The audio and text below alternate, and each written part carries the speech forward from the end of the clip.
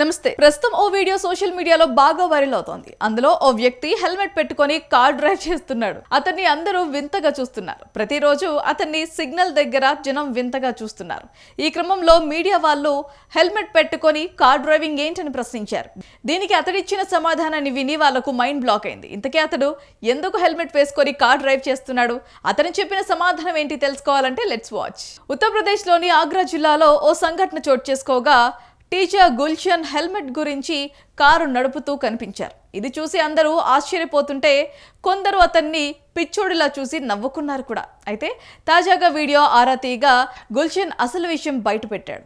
తాను ఎప్పుడు seat belt ధరించి కార్ డ్రైవ్ చేస్తానని, కానీ కార్ డ్రైవ్ చేస్తున్నప్పుడు అతనికి హెల్మెట్ ధరించినందుకు ట్రాఫిక్ పోలీసులు జరిమానా విధించారని అన్నాడు. నవంబర్ 26న ట్రాఫిక్ పోలీసులు 1100 జరిమానా వేశారట. ఇది చూసి అతడు షాక్ అయ్యాడు. ఈ నేపథ్యంలో ఆనాటి నుంచి హెల్మెట్ ధరించి కార్ డ్రైవింగ్ చేయటం మొదలుపెట్టాడట గుల్షన్.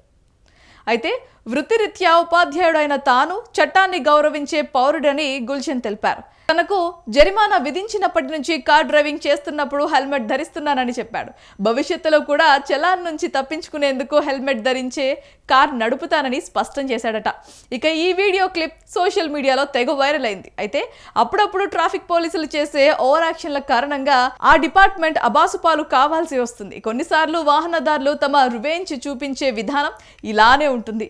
ఇక ఇలా ఉంటే కొన్ని రోజుల క్రితం ఓ యువకుడు మహారాష్ట్రలో 2 ట్రాఫిక్ పోలీసులకు చుక్కలు చూపించాడు.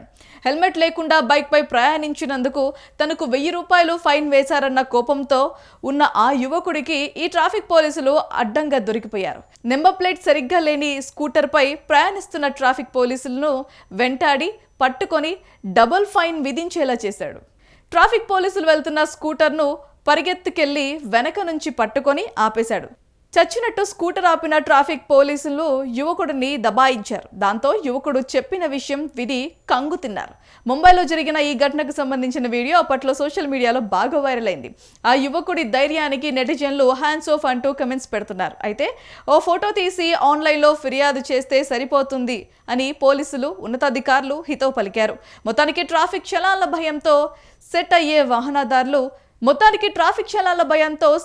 వాహనదారులు తమతో అన్యాయాన్ని మాత్రం సహించడానికి సిద్ధంగా లేరని ఇలాంటి ఘటనలు నిరూపిస్తున్నాయి.